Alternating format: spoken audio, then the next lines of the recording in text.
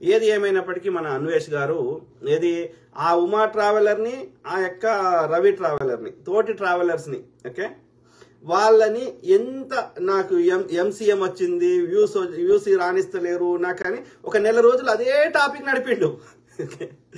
controversy create చేసిండు controversy create చేస్తే ఆయనకి వ్యూస్ వస్తాయని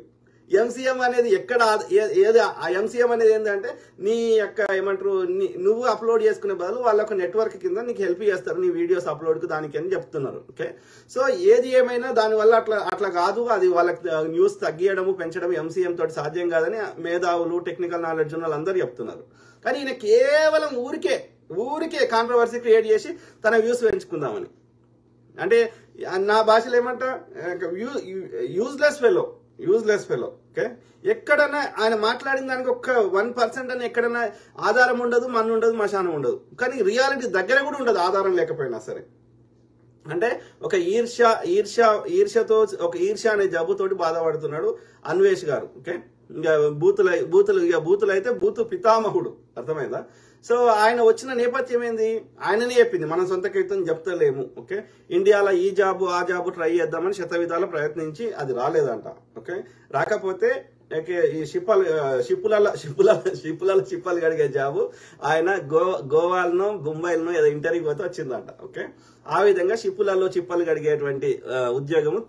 సంపాదించుకొని ఆ షిప్ ఏడాడికి పోతే ఆడికి అడిగిపోయిండు అంటే ప్రపంచ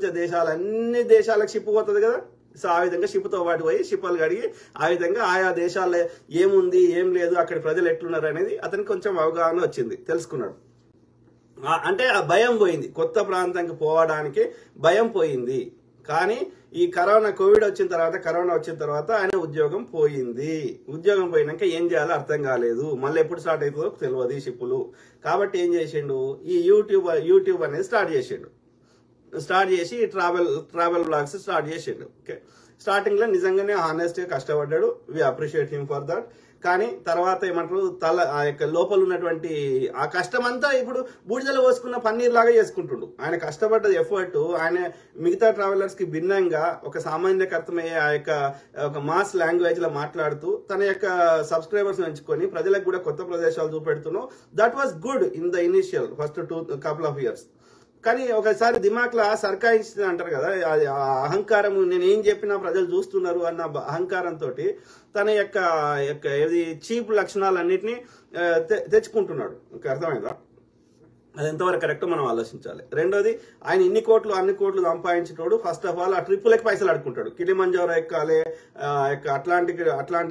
యాత్రకు పోవాలి లేకపోతే హిమాలయాలు ఎక్కాలి అని చెప్పి పైసలు అడుకుంటాడు వాడు రిచ్ మళ్ళీ నాకు అన్ని కోట్లు వచ్చినాయని చూపెడతాడు మళ్ళీ తల్లిదండ్రులు బిలో మిడిల్ క్లాస్ ఇంట్లోనే అదే పాత ఇంట్లో అట్లనే ఉంటున్నారు అంటే అతను చెప్తున్న మాటలకి అతను వచ్చిన ఆదాయానికి మరి సింక్ అయితే అవుతలేదు ఇంకా ఆయనకే తెలవాలి ఓకే అంటే ఒక ప్రపంచ యాత్రికుడు ఇన్ని దేశాలు తిరిగి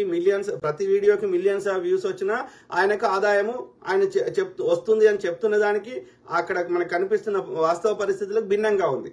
ప్లస్ వ్యభిచారినికి ఎన్ని రోజుకు $1000 ఖర్చు పెట్టడానికి సిద్ధంగా ఉన్నాడు కానీ సొంత జన్మనిచ్చిన తల్లిదండ్రులకి ఇది బ్యాంకాక్ మాత్రమే అది కూడా $8,000 ఫ్లైట్ టికెట్ నే తీసుకుపోతాడు ఇది పరిస్థితి మరి ఇన్ని పైసలు ఉన్నాయి ఇప్పుడు రవి ట్రావెలర్ ఇంకో ట్రావెలర్ ఆయన పెద్ద హోటల్లో పోయి ఉన్నాడు ఒక్క హోటల్లో ఉండాలంటే $100 నుంచి $200 మినిమం తక్కువ లేకుండా ఏ హోటల్ రాదు పర్ డే ఓకే ఈరోజు సాయంత్రం మధ్యాహ్నం 3 గంటల తర్వాత చెక్ ఇన్ అయితే పొద్దున అరౌండ్ 11 o'clock చెక్అవుట్ కావాలి ఓకే దానికి $100 నుంచి $200 తక్కువ ప్రపంచంలో ఎక్కడ అంతకంటే తక్కువకి రాదు ఓకే కానీ ఈయన హోటల్ ఉంటాడు హాస్టల్లో ఉంటాడు హాస్టల్ అంటే ఏంది ఒక 4 కలిసి ఒక ఏమంటారు పూటక్కుళ్ళ ఇల్లు లాగా హోటల్ అంటేనేమో అది లగ్జరీ ఉంటుంది సో ఇదేంటంటే ఒకటే రూమ్ లాగా ఉంటుంది సో ఒక ఇల్లు లాగా ఇంట్లో ఒక 10 మంది 20 మంది ఇట్లాంటి వాళ్ళు ట్రావెల్ చేసే వాళ్ళు ఉంటారు అన్నట్టు సో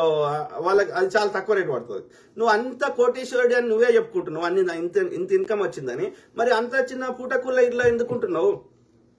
అంటే హాస్టల్లో ఎందుకుంటున్నావు అంటే సంథింగ్ ఈజ్ మిస్ మ్యాచింగ్ అని చెప్తున్న ఆదాయానికి అక్కడ ప్రాక్టికల్ గా తేడా ఉంది లేదంటే ఆయన బండ పీసోడు రెండిట్లో ఏదో ఒకటి అయింది బండ పీసోడు అయినా మరి ఎక్కడో చోట ఈ ఆదాయాన్ని ఏం చేస్తున్నాడు మరి